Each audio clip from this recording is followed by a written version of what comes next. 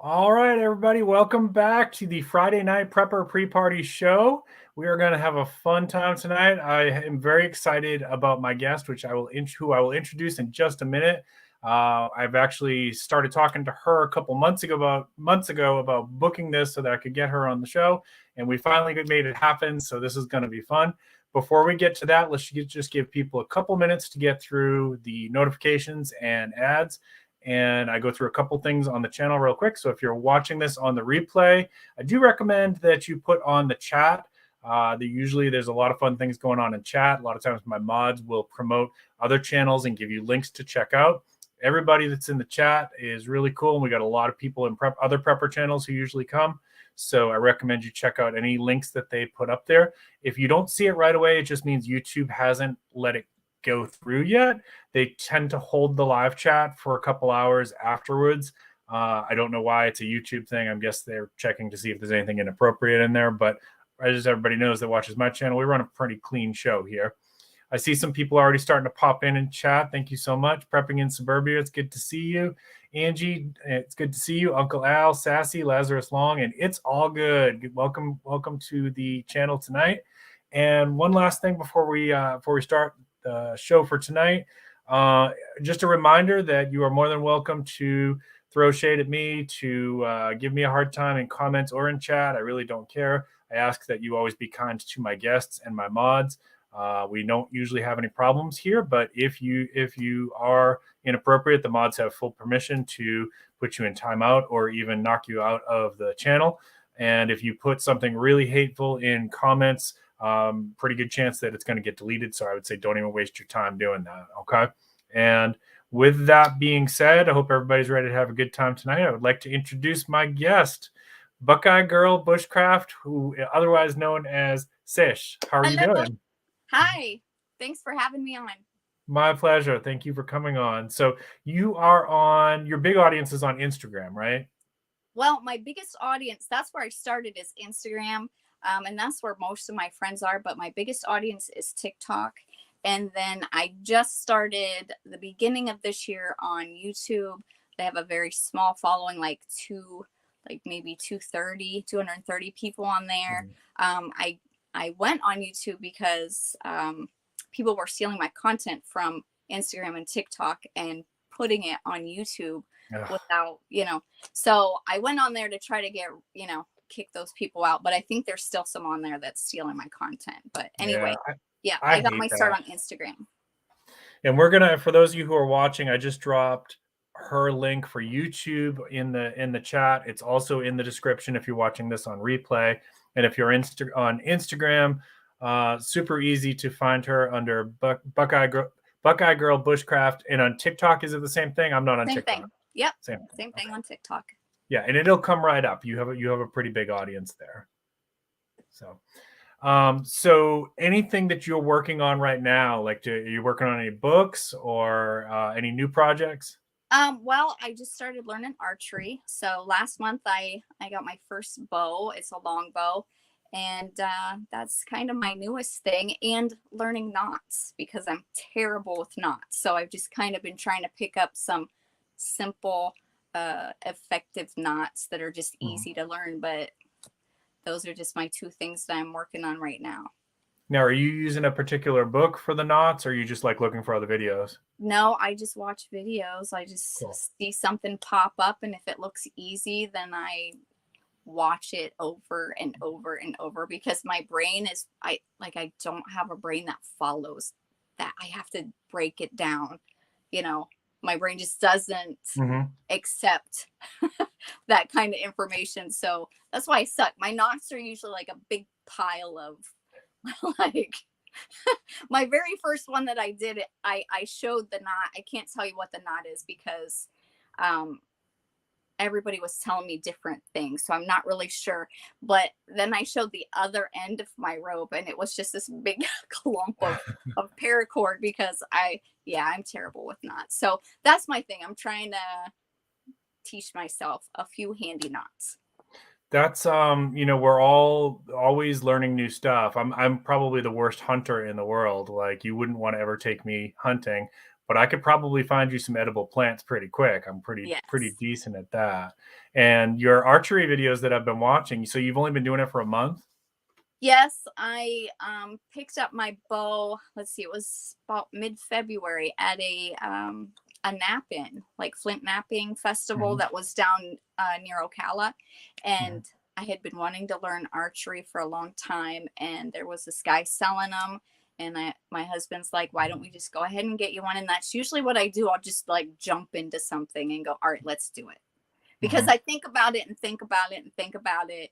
And then I just have to just one day, you know, jump in and do it, because otherwise, just like starting bushcraft and survival stuff, I had thought about it and thought about it. And there was always so much, oh, I'm too busy, I'm working, I have a kid, I have this, I have that. And then I was like, you know what, just get off your butt and do it.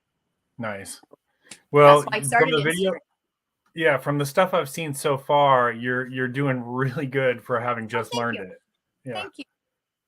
All right, let me say hi to a couple people here. I saw Lee, Cold War Preppers. Always good to see you, my friend. Bacon, hello, my friend. How are you doing tonight? Bacon, make sure you check out the video that she did with the what was it? The Red Hots? No, the Fire Whiskey. Oh, yeah, the oh gosh, I can't think of it. Fireball whiskey, yeah. And pineapple juice. Yeah, check that out, Bacon. You'll like that. Vanessa Kitty's good to see you. And I know I saw Uncle Al there. Did I miss anybody? Thought I saw one more. Well, if I missed you, I'm sorry. And welcome back, Sassy. It's good to see you again. So let's start off with, you have a connection with something that everybody in the prepper community is familiar with, and that is East Palestine, Ohio. Right. Yes. So what's your connection there? Do you mind talking about that a little bit? No, I don't. I actually live not far from there when I'm in Ohio. Right now I'm in Florida, and I winter in Florida. I off-grid down here. And then I have a small homestead in Ohio that is probably was about 60 miles from East Palestine. So 60 miles about southwest, I would say, of East Palestine. And that's the foothills of the Appalachians, so it's probably more like 45 miles, you know, by the way the crow flies. So way too close to that incident. I have family there, and it's kind of, I just don't know what to expect. I don't know what's safe anymore. I don't know what's safe up there. I have a homestead, I have an orchard, I have berry patches.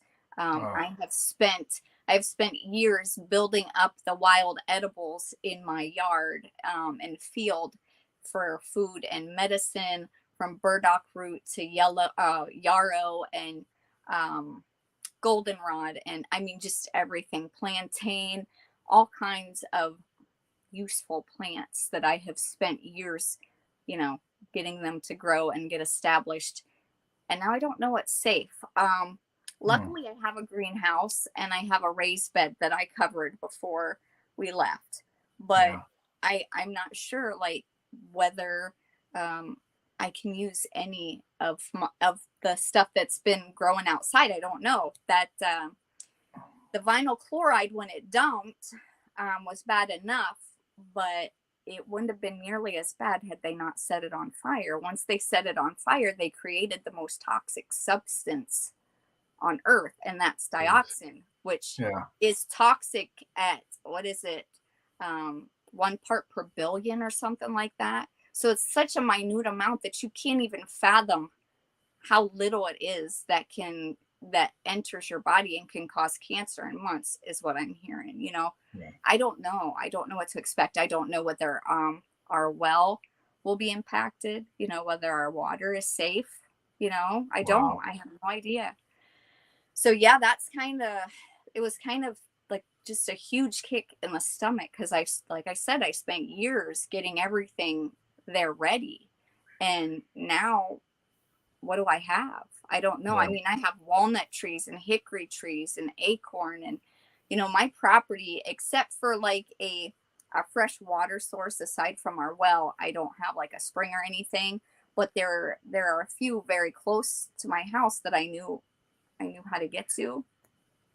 So I knew I could get water. So I don't, all that stuff may be wasted now. I don't, so you might have a plan and you might think you have everything. Like I said, medicine, I made medicines, tinctures and stuff with the wild herbs that grow on my property. Right. I don't know if I can do that anymore. Like, is it still, is it contaminated? Yeah. Right. I don't want to give contaminated medicine or food or anything to my child, but you're not getting enough information from anybody to understand what the danger is. I hear two different things. You hear, oh my gosh, everybody east of the Mississippi is, they need to get out of there, blah blah blah, and then you hear, oh, everything's just fine, don't worry about it. I don't know. So all my work up there possibly wasted. So you really, it was a wake-up call to me that you can be as prepared as you possibly can, and something like that just totally takes everything out from under you. Yeah. I'm so sorry. I hope it's not as bad as I know some of the areas are just completely devastated. I hope yours is not as bad. Oh. So do I, especially like I said, my family has been living up there and living through the whole thing. Down here we were at least out of the worst part of it. Yeah. So, but everybody else up there has had to endure, whatever they've been exposed to. And it'll probably be a while before anybody really knows the damage that people are going to suffer from it. Yeah. And Vanessa Kitty had a good suggestion here. She said, if you can, take some samples and send them to some labs for testing, which if you get into, I'm sure you're already thinking of all that stuff. If it's getting into legal issues, you're probably going to need some proof of all that. Right. Yeah. Lee, I don't know what this is here. It says Sarge sold $1 million worth of gold for $1.27 and you missed the bidding. Yeah, I don't have $1 million worth of gold. I wish. Yeah, it's the other thing about that whole chemical spill is, like, in the prepping community, there's like this perseverating myth of, like, I'll just bug in, right? So you have two camps. You have one camp that says I'll bug out and I'll go to live in the woods. Well, okay, are you practicing that right now? Are you going out with your backpack and hiking 20 miles to some off-grid campsite and trying to live out there for a week and see how that goes for you? Are you foraging all of your food and hunting all of your food and fishing all of your food? Because if you're not, you're going to be in for a big surprise that it's not that easy. But then the other side of it is you have people who say, well, I only plan to bug in. Well, if you live near railroad tracks or if you live near a national forest, forest fires and chemical spills will force you to bug out. Right. You can stay, but you're going to die, Right. So I think a lot of people got a wake-up call on that you have to plan for both, unfortunately. Yeah. Yes. Thank you, everybody who's popping in. I saw a couple more people popping in. And just a reminder, if you all have any questions, drop them in caps so that we can try to catch them. And Keith says, a barge hit a bridge on the Ohio River in Kentucky the other day. Yes. I'm guessing that led to some spills. I didn't see that. That was near Louisville, from my understanding. And the last thing I heard was that they weren't sure whether anything had leaked. I can't remember one of the chemicals that was on one of the barges. I remember one of them being soybean oil, which I wouldn't be too concerned about, but I forget there was another chemical, and it was one I knew, but I can't remember one that I was familiar with. I just can't remember what it was. So I don't know if anything has leaked in there, but yeah, I did hear about that. Yeah. Uncle Al, I'm not sure what you mean. He wrote, forgot flooring, Sarge? Fluoride, do you mean, maybe? I don't know. If you can elaborate on that, sorry. Wasn't that the methane barge? Yeah, somehow I missed this story. I'm sorry, y'all. But I haven't watched the news every day this week. I've been a little bit busy. That sounds familiar. Yeah. Methane of some sort. So, all right. And then the other thing, you and I were talking backstage a little bit about this. A lot of people get into this journey for learning new skills for survival and being more prepared through their own personal life experiences. And I know that I've met many people who have gone through like periods in their life where they were homeless, or they went through a pretty ugly divorce, and the next thing you know, their like whole situation's changed. Their financial situation's been turned upside down, and they suddenly decide, I need to get really good with my independent living skills, my survival skills. Do you want to talk a little bit about that? You mean why I have a survival brain? Yeah. When I was young, I lived in an abusive household. So I experienced and witnessed a lot of terrible things. So I think that's what trained my brain to be in a survival mode. Now, back then, I had no idea what survival was. My brain just kind of worked that way, like looking for places to hide, things like that. So whenever I'm taking my son anywhere, I'll just point stuff out to him. We can be in a grocery store like Aldi's, and I'll say, because there's these random shooters that go in places, and I'm like, all right, if anything ever happens, you look for places to get low and hide, and I point areas out to him. When we're hiking, I point things out to him. Okay, autumn olive is one of the things that grow in our area, and it seems to hold its leaves longer in the season than other stuff, when it's turning autumn. So I tell him, make sure you remember where autumn olive grows if you need to just things like that. And I think that it's because of how I grew up. My brain always just kind of worked that way. Mm-hmm. And like I said, when I was younger, I had no understanding of why, what survival, being a survivalist was. It's just, your brain just kind of develops that. And I've talked to a bunch of people, being on Instagram. The majority of my followers on all the platforms are male. So I talk to mostly guys, but it seems, and I have some women, and some of the women that I've talked to, it seems like that's kind of a trend that I've seen, because as we got to talking, they would open up and say, hey, when I was a kid, I was abused or whatever. And it just kind of clicked with me that I think a lot of people who get into bushcraft and survival either come from child abuse or some sort of abusive or PTSD kind of situation. I agree. Yeah. I think I've seen that over and over and over again. And I think there's something really empowering about learning these skills. Like, I've heard so many stories from people where they were like, I always thought if I had to run away, I could run away because I knew a few things, Right. Yeah. It's kind of therapeutic. It is. It can just take some of the stress off of you going, okay, I know this. I know I can do this if I have to. I don't have to be stuck in this situation. I can get out of it if I have to. That kind of thing. Absolutely. Thank you for sharing that, by the way. Sure. Appreciate it. And Bacon says the silver lining was that you learned to be very vigilant, and that he appreciates that. Yeah, absolutely. Yes. Thank you. Yeah. You can take something bad and turn it into something good. And I tell my son that because I do my best, and I don't brag on myself hardly ever, but I'm a darn good mom. That he's my life, and I make sure that he knows that.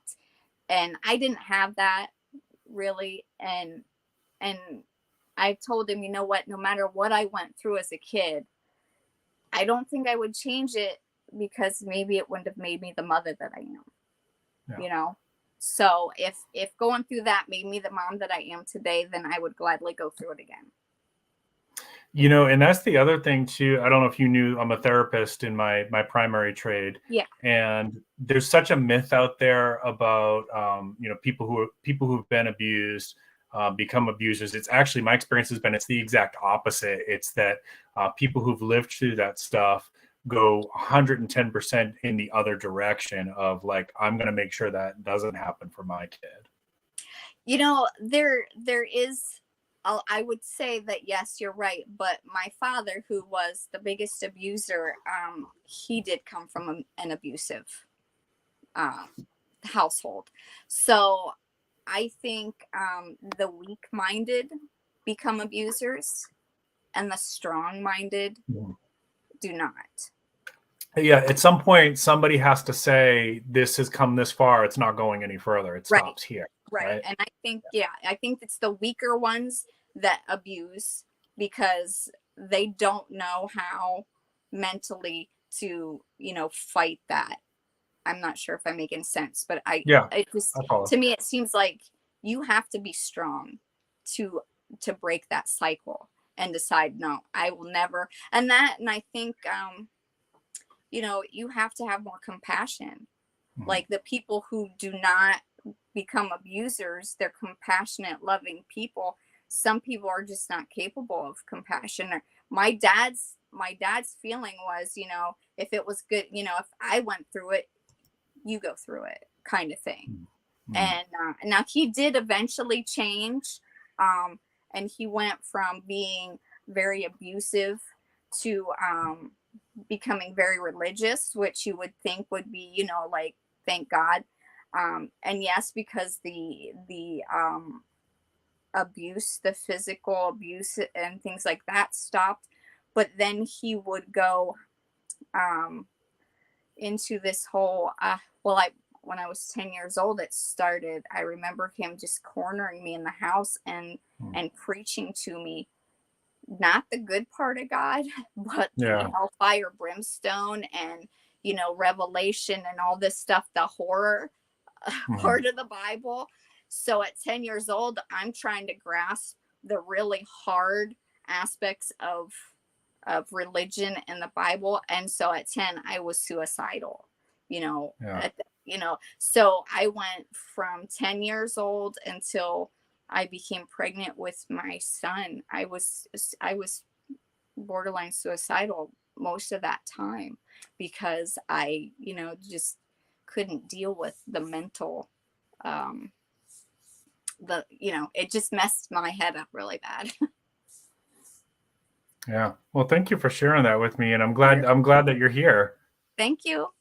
Yeah. Look at all the good stuff that you're sharing with other people. And you sharing that, which takes a lot of courage, helps other people to feel like, I hope yeah. so. Oh yeah. It's huge. It's huge to hear somebody else hear, like, oh my gosh, somebody else knows what this is like. It's huge. It's, in fact, we need, when people in therapy, one of the things that we talk about constantly is that we need people to break down the stigma of it's okay to say, I want help and I need help, and that I as a therapist, I can come on here and I can put 1,000 videos out and people are going to be like, yeah, of course he's, going to be pro therapy. This is his profession. Right. But if somebody who's benefit from that, or somebody who's, been able to survive and build up resiliency, talks about their story, like that's so much more powerful than anything I can say.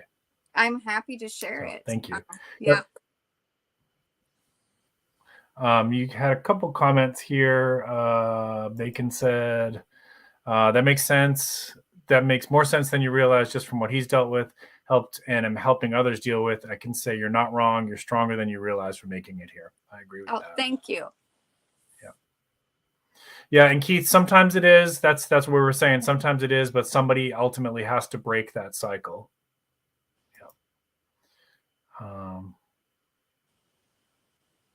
Yeah, that I know what you're talking about, band talk, and that's I think that's a talk for another day. We're just talking about like asking for help could cause you to get your rights removed. I think I need to save that for a different day.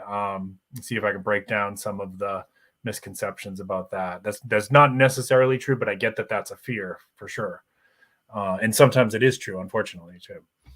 All right, let's get into some other stuff here. So we kind of talked about this. What got you started on it? Well, I know what got you started on survival. What got you started on doing the Instagram thing? Well, it was kind of me holding myself accountable. I thought if I started an Instagram page, that if I started learning or started doing it in front of people, then mentally it would hold me accountable. And, I have to keep going because people expect me to. So that's what started me on Instagram. It was the kick in the butt that I needed to get going. And when I started on there, I was barely able to make fire. So I would just get on there and kind of show people, how little I do know. And they would start helping me out and giving me tips and encouraging me and supporting me so that I could continue to learn, and I just get better and better at something. And then I would try something new and suck at it in front of everybody, just like I'm doing with the archery. And one of these days I'll get back on flint knapping. But I just put myself out there, and I don't ever act like I know what I'm doing or that I'm that great. I know a lot, or I know a little about a lot of things. So I can, foraging, I know a good bit about foraging, but I'm not a professional. I do prepping, I do homesteading, I do off-gridding, I do, all kinds of bushcraft and archery. And I'm trying to learn flint knapping, but I keep dropping the ball on that one. But anyway, I put myself out there. So when I really want to start learning something, I put it on Instagram so that people see it. So now in my head, now I'm accountable to start learning it, and people offer me all kinds of, help. And that's what's helped me grow. And it's like the exact opposite of the strategy that everybody else is doing, which is putting out your best content, which is like, oh, look how we were talking about this backstage for those of you who are watching. Everybody in the gardening channels community is going to only show, not only, but most people are going to show you their best stuff. Like when they have a huge crop of tomatoes that are beautiful with no blemishes and stuff like that, right? That's not reality. That's social media. They're not showing you the tomatoes that they had blossom end rot and the whole entire crop that got lost to pests. And so you're doing the exact opposite of what the algorithm, seems to support, and it's worked out really well for you. Yeah, my followers, like I still have some follow me that follow me from the very beginning, and they've enjoyed watching me progress and grow. And I think that's kind of why I have a tight I have a tight group of followers, because they see me fail, and I don't mind getting out there and saying, hey, I suck at this, help me out here. And they just, like, my archery posts, I get flooded with comments. And then in my DMs, I get flooded in my DMs because people are just throwing all kinds of tips, and they'll literally just watch my video and watch it over and over again so they can see what I'm doing wrong. And then they'll come back and say, okay, I noticed this. And it's just because they've watched it for me over and over again just to help me out. So, I think more people need to show themselves failing and being human. You're right. We're all human, and we all fail at everything that we do at some point. And I don't care how good you are at something, you're going to have a bad day. And if you let people see that, they're going to love you so much for it. Yeah, that's great advice. I love that. Somebody was asking, let me see, let me go back a little bit. Lazarus was asking, are you going to try bow hunting for fish at some point? I don't know, because for one, I don't eat fish. So, and I have trouble killing things. I eat meat, but I didn't know the animal. Okay. Yeah. I didn't see it. I didn't take its life. Somebody else took its life. So I do want to know how to do it if I need to. But the other thing, I'm very squeamish. So if I did kill something, there's no way I could gut it. Like, I can't do that. That's not something I can do. So I'd have to have somebody else be there to do that part. I do practice. I'm really good with a slingshot. And I have throwing knives. I've seen you do the throwing knives too. I do throwing knives, but I have been kind of thinking about, because I'll practice my slingshot in water, but I hit rocks, aim at rocks and stuff, because I thought, all right, I do need to know how to procure some form of meat at some point. I should know how to do that. But again, I don't like fish. So I don't want to kill something that I'm not going to eat, but I want to know how to do it in case I need to. Yeah. If that makes sense. It makes perfect sense. And I'm the same way. I hate taking the life of an animal.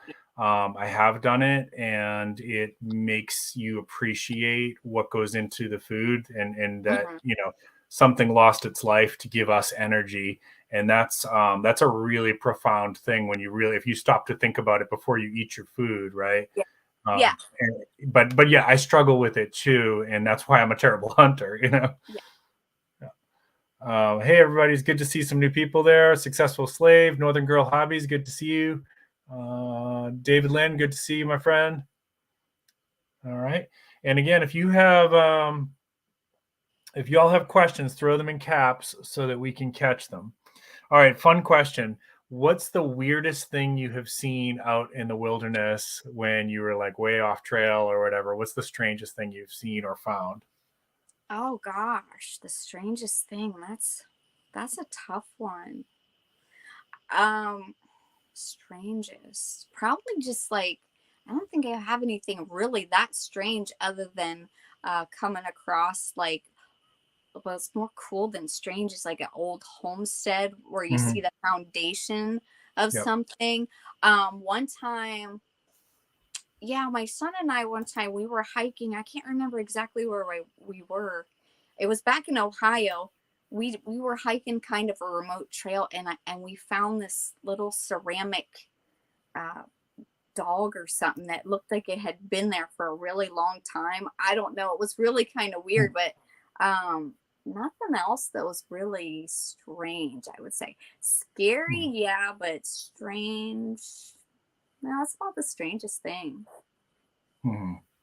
Yeah, I've found foundations of old homes and stuff like that. And when you're like way out there, there's no road or anything that's like connected to it, and you find something like that, it's like it gives you the chills because you're it does because what was here, Yeah. And you just wonder, okay, the people who lived here, did they have, how did they get back and forth? Because sometimes you can tell that, sometimes you can see that maybe there was a road or something, but other times it's just so, grown up. It's like, how did they, like, and where were they out here, like, way by themselves without anybody, no any neighbors or anything like that? It is a little bit spooky, but but nothing. I've never had anything like really, really. Okay, here's one other thing then. My son and I back home, we do a lot of hiking close to home, and we have 5 acres there, and we have like right around 5 acres here. But back in Ohio, there's probably the one route that we take, there's hundreds of acres of nobody lives on. It's just woods and stuff. And close to where we walk, there's this rotted stump, and there was a deer jawbone that was laying on the stump, kind of in the stump a little bit. And we walk past it. We always check it. And for a couple years, we would see this jawbone move. Like sometimes it was on the stump, sometimes it was laying beside the stump, and the next time it would be back on the stump. And this is a very remote area. It's private. There's, it's not like there's, people that just hike. It's private property. It's the neighbor's, property. So it was just weird. And then one day we always stopped to look for it, and one day we didn't see it on the stump. We didn't see it laying beside the stump. And all of a sudden I look up, and the tree I'm standing beside is tucked behind a poison ivy vine. You know how they attach themselves up a tree. So did a person do it? I mean, it was probably about 5 or 6 feet up on the tree. So was it a person that risked getting poison ivy though? I don't know, but it was just weird. It could have been a critter. I mean, like, just, like some animals will chew on the bones and stuff. So we like to think it was Bigfoot.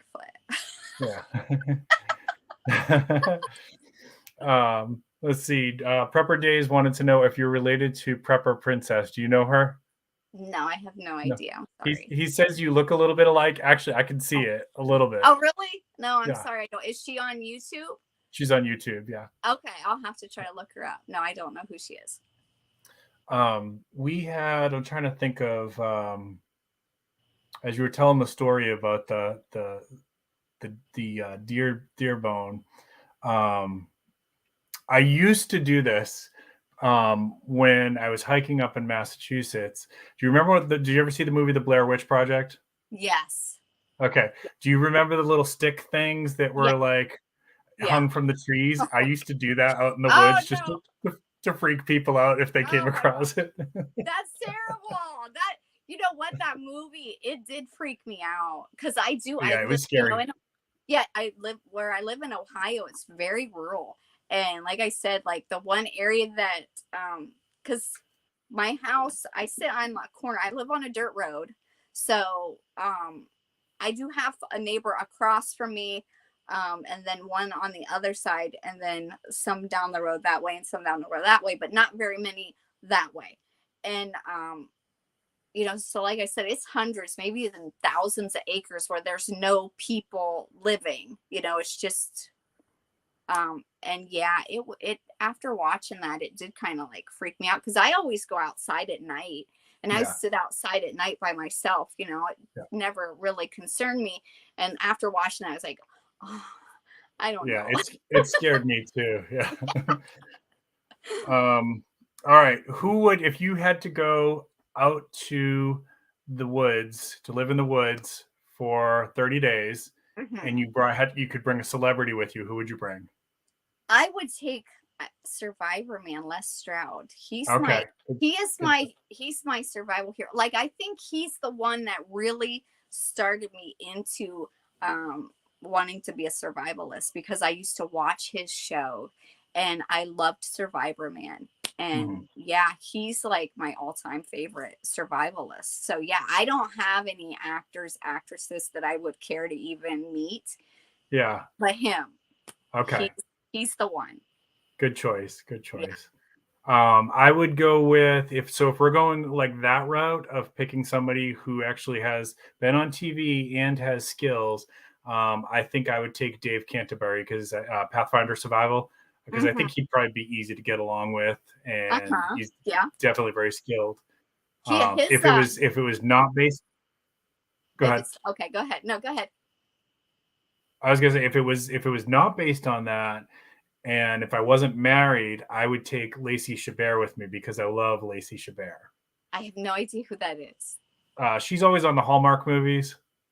Oh, Do you okay. watch it? I don't watch No. those. Okay. So yeah, no, but okay. Yeah. No. Dave Canterbury's school is about 2.5 hours from where I live. He's That's more right. He's yeah. in Ohio. That's right. Yeah, Yeah. he's southern Ohio or southeastern Ohio. Yeah, because I had considered going to his school, but I don't know. I when I was looking into it, it kind of looked a little more cookie cutter to me than what I was interested in. I had Okay. wanted to learn specific things, and his courses are all laid out, you know. Mhm. Mhm.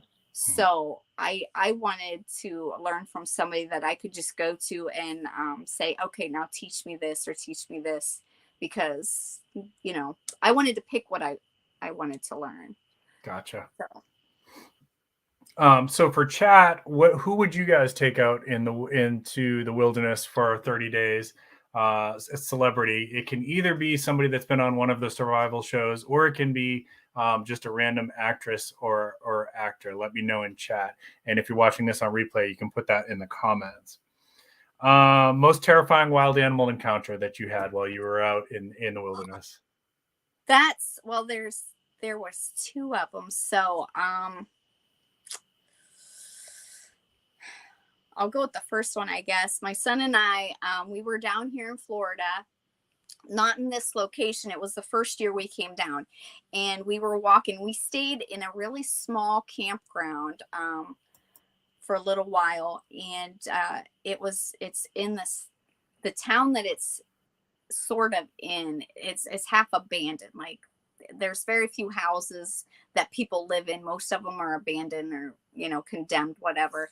And we were walking through this narrow area, and we were actually on the road, but there's swamp on both sides. So I do live in the swampy area of Florida. Okay. I'm like a mile from the Shawnee River. So I live in the swamp. And we were walking, and I could hear something running through the bush coming toward us. And it was really, I already know what you're going to say. yeah, it was really loud. And I'm like, oh man, we better slow down, because it sounded like it was going to run right into us. I'm like, there's a deer coming through. It's scared or something. And so we kind of slowed down, and all of a sudden it's not a deer. And I didn't see it I didn't know it was there at the time, but here there was a fence, like it was like what I would call maybe cattle fence, you know, the big squares, but it had been fallen down. Like you couldn't see it. It was covered in brush and stuff. And all I could see was two black backs. It was wild boar. And they were trying, they were running straight at us, and they had to hear us, because my son and I, we weren't being quiet. We were talking and laughing, and I'm thinking it's a scared deer that's trying to, you know, run through. And here it was two wild boar, and they hit to that fence, so they couldn't get through, but they're like going back and forth, trying to find a way through. Wow. And that scared the crap out of both of us. We took, like, I called my husband, because he wasn't too far away, and I'm like, you need to come get us, because we're not walking back through that area. I am not, you know, we're not walking in, and to get around that area would have been miles to get around. So I wasn't going back through there. I did have can you say the G word on here? You can, yeah. Okay. So I had my gun out, and Okay. I had it ready. Yeah. Because I always, you know, if I'm out, I do carry one, and I had it ready. That's smart. I thought I was going to have to use it, and I didn't know there were two of them. Like, I didn't know. And, you know, wild boar, they're not easy to take down. Yeah. You usually need a big caliber to take them down, don't you? Yes. Yeah. Yes. And I carry a 380. Now I do carry hollow points in it. So, but that's the biggest I carry on me. And I was pretty afraid, because I didn't, for one, I didn't know that fence was there. So, because like I said, it was kind of falling down, and you couldn't really see it. Because if you ever see Florida wilderness, the saw palmettos and stuff, you know, they you can't really see too much through them. And so I didn't know how much of that fence, like, are they going to find a break where they can get through? I did. It was terrifying. It was terrifying, because I had my son with me, and then there was another one with an alligator, but we fell in the water by an alligator. Yeah, that's what I thought you were saying. I thought you were going to tell me that an alligator was chasing you. No, but an alligator. We were on the jet ski on the Shawnee, and we saw a gator, and it was probably, I would say 8 to 10. No, I don't think it was quite 10 foot. I'd say it was about an 8-9 foot gator.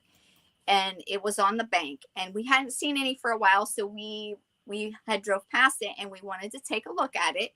So we turn around and come back, and we did that twice. So we drove past it, and when we made the next lap back, it started to slip down in the water, and our jet ski took a wave. It was our wave, but we took it sideways, and it tipped the jet ski over. Now I was the one in the back. My son was in front. My husband was in the middle. They both went in. Now this gator just slipped down underwater, and I'm telling you, it was maybe 20 feet from where the jet ski flipped over, and they went in the water. So they were in the water with this big gator. And I held on to the strap, because I was sitting on the back, and I didn't want to go in the water, because it was really cold. It was cold, and the Shawnee River is black. So if you've never seen, you can't see, you cannot see anything. You can't see anything in that river. I mean, it is completely. We've been in the kayak, and you don't see anything until it surfaces right beside you, which we've had that happen.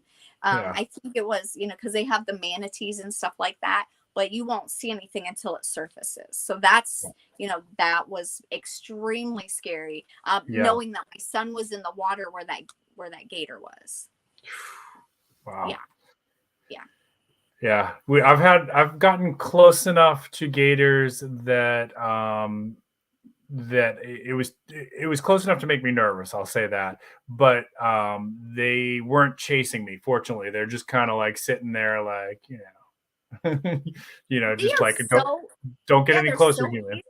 Yeah, they're so easy to not see. As big as they are, even when they're laying on the banks, they're black and they just kind of blend in and they don't move. And yeah, you can just literally, we were in the Everglades.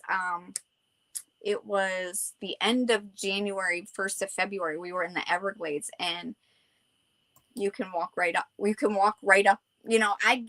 I literally within 3 feet before I saw it and went, oh, gator, Yeah, especially if they're like halfway under the water. It just looks like a rock in the water. Yeah.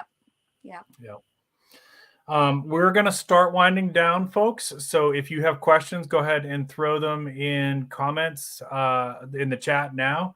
And Moonsprout, thank you so much. I saw you pop in there, and I know a couple people had to duck out. And somebody mentioned wild pheasants. Yeah, so there, that does happen. Like turkeys can get aggressive when they're out in their habitat as well. Oh, okay. You know what? There was a story about that one too, where my son and I were walking and there was a bunch of the autumn olive, because you know how thick that is. And this wild turkey was in there, and it come flying out of there. Wasn't trying to be aggressive, but the noise it made, oh my gosh, we thought there was a bear. So we just both started squealing because we had no idea what was going on. That's great.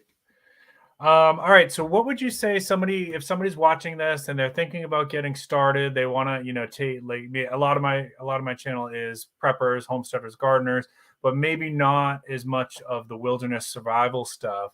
What would you say would be like a good place for them to start in terms of skills? Would you say fire building?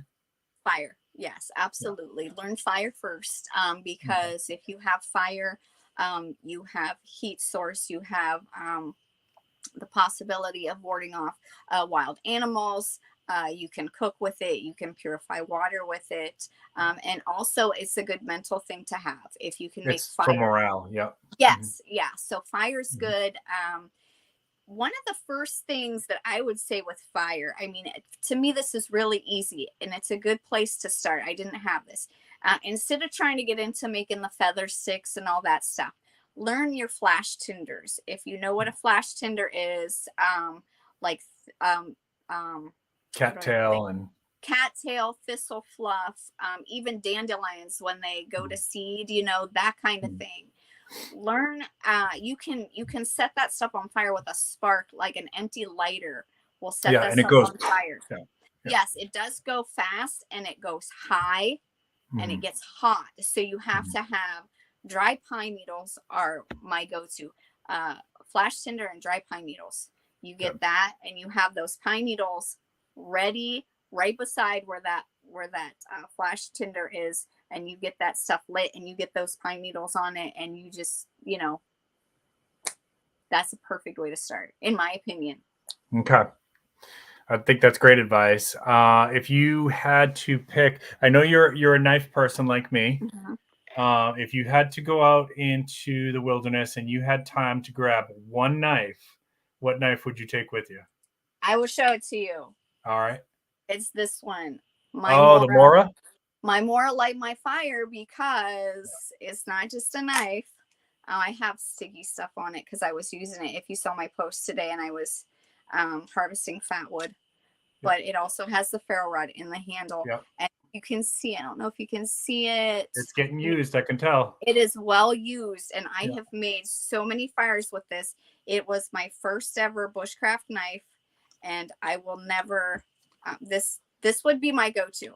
My second would be my Rat 3 with the partial serration, because with a serrated blade, if you do want to learn how to feather stick, start with a serrated blade, because it is so much easier. Okay. And I'm looking right now on Amazon, y'all, and that Mora that Morris Companion Spark is at 28.45. I'll go ahead and put a link in chat here. More is I have great. actually I have that same knife and I use it all the time. It's a great knife. Well, actually, the one you mentioned is the current one. This is a Light My Fire, and they don't make that. They don't make it okay, anymore. okay. They call it, what did you call it? The Companion Spark. That's the one I have. Yeah, and they changed it, so it's no longer Light My Fire. But yeah, this is my yeah, I love this thing, and I have used it so much. That's I have to disclose that is an affiliate link that I put in their guide, so I get a commission on that. You have to disclose that when you do that. So all right, so what about water storage? Do you have a favorite water bottle or canteen that you would take? Like water storage? For storage, not so much purification. Gosh, not a specific one. I have, well, it's from Picnic Time. Gosh, I can't remember what they call it. It won't come to me. But no, I don't carry a lot of specific water ones with me. I carry a filter. Okay. What filter do you like? My go-to is Sawyer. The Sawyer Sawyer's Mini. Good stuff. Yeah, Sawyer Mini. I've tried a bunch of them that I haven't tried any that I would not would say stay away from. But the Sawyer, if you look at their what their filtration is and what they take out and everything, that was just the one that I went with. And to this day, that's the one. The water tastes best to me. Now, it doesn't have the outflow that some of the other ones do, but the ones that have better outflow, to me, the water doesn't taste as pure. And I'm not saying that they're not as good, like they're not good to use, that you could get sick. I'm just saying, if I'm drinking lake water, I don't want it to taste like lake water. I'm going to drink more water if it tastes pure. All right. Well, anything else that you think we should mention here before we start to wrap this up? And y'all, just a reminder in chat, or if you were watching this on replay, I have put a link to her YouTube channel in the description. Please check it out. And if you're on Instagram, definitely subscribe over there, follow over there, and on TikTok as well. Anything else that you would like to promote or talk about, or any tips for the audience before we close it out?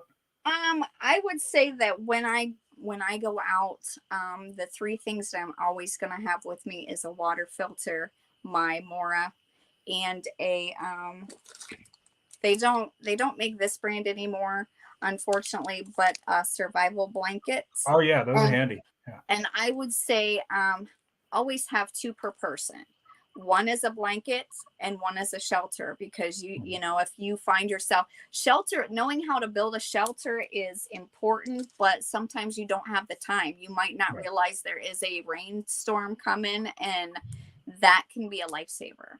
Yep. So I would say always have a filter, always have a good knife, and they talk about the 5 C's, you know, cutter, cover, combustion, container, and what's the other one? I'm missing one.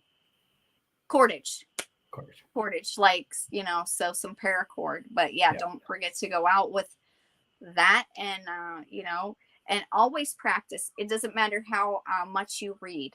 I used to read a lot about survival and bushcrafting, and in my head I knew it, but until I started practicing it, it's totally different. Knowing it and being able to do it's totally different. So don't read and think you can go out there and survive. You won't be able to. You will fail. Even just basic, forget about like in the rain or on a wet ground or when it's really cold. Just fire starting, a lot of people have never done that. Right. And I've actually had people tell me, like friends who don't do prepping and survival kind of activities, like I've been camping and I couldn't get a fire going, and I'm like, oh man, we got to work on that. You have to know how to do that. Like, right. And I would say also, when you start getting into fire, start practicing in all kinds of weather, because in the cold your fingers are going to lock up. also practice with wet, learning how to dry out your wood, learning how to get, if it's wet, figuring out how to find dry wood. I'll make fires with green wood, not like green, but wood that's not necessarily completely dry, just so I know how to do it. So just go out there and practice making fire in all different kinds of weather and scenarios and whatever, but do it. Awesome. Good advice. Good advice. Well, thank you so much for coming on. I really appreciate you. For having me. And thank you everybody in chat and everybody who's watching this on replay. Really appreciate you. And I always like to end these Friday night chats with something positive. So I've got a video coming out on my mental health channel on, I think it's released Sunday. I forget when I set the timer for, about when we want to change ourselves and redefine ourselves, which when we started out this interview, Sish talked about how she redefined herself, how she learned these skills as her own like real life survival, right? So there's times in our life where we have to evolve, we have to become something different than we already were. It's not a bad thing; it's a good thing, and you can really become anybody you want. So check that video out on Sunday. My mental health channel is the official Mental Health Matters channel. And it's all about like when you choose to evolve, how do you do that and let go of your past and become the new, right? So I want everybody to kind of think about that. Watch that video on Sunday. I think it's going to help a lot of people.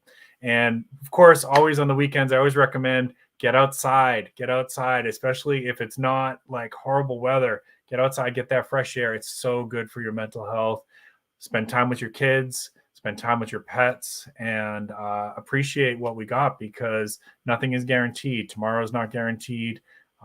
And each of us is going to lose people on this journey. And then one day people are going to lose us too. So enjoy that time. Put down the TikTok for a little while and put down the YouTube for a little while and just kind of connect with people. All right. This has been a great chat. Appreciate everybody, and everybody have a wonderful weekend. Keep planting your seeds, keep stacking your silver. This is Sish and Prepping with Sarge. Bye, everybody. Bye.